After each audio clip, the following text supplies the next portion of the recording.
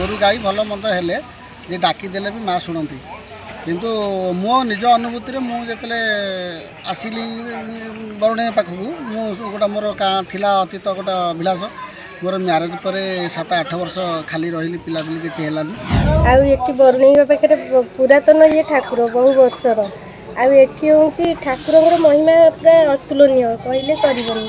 बरुणे महिमा है गोरु गाई देह मुंड जिते बड़ गाई को जिते रोग हो पछे मैंने भल हो जाती धंदा टे बांधिदेले आठी आम गाँव जिते आम गाँव ये गाँ मुंडटा जी जुआड़े गले परीक्षा हो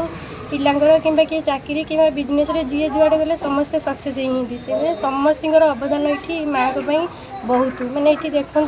ये कुंभ संक्रांति में 5-6 हजार लोक ये उपस्थित होंगे माँ को सब कम सुरखुरी तुलांती सुचारू रूपे देखूँ केते माने भाई मैंने केते परिश्रम कर 15 दिन मसे करती माँ मैंने आसिक सब मंदिर सफाई कम हो कि पाचेरी फाचेरी हो सब कम सहयोग करती माँ को आमर ये आध्यात्मिकता माँ को पूरापूरी मैंने भरोसा विश्वास माँ को मुझे गाँव झील मुझे बाप घर को गले आपे आपे मोटे मामू आमर सेपटे अस्तर साइड सब धोई जाए धान चाष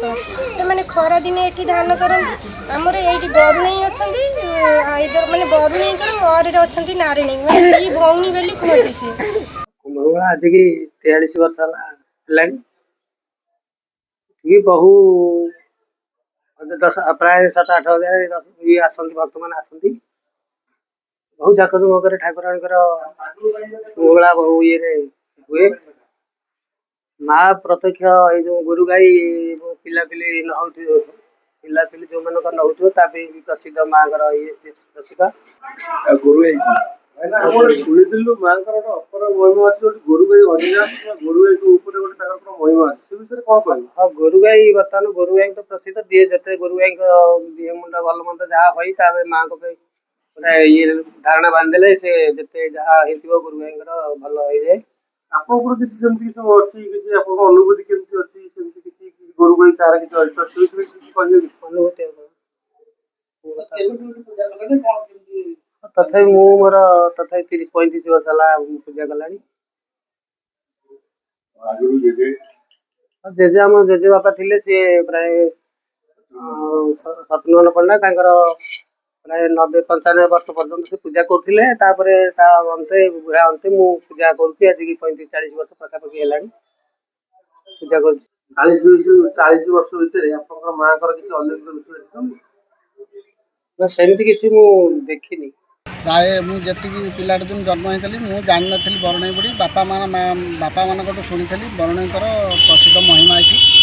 अलौकिक महिमा किंतु ये गोरु गाई भल मंद हेले ये डाकीदेले भी माँ शुणती किंतु मो निज अनुभूति मुझे आसिली बरुणे पाखक गोटा मोर थिला अतीत गोटे अभिलाष मोर म्यारेज पर 7-8 वर्ष खाली रही पिलापिली किसी है मोर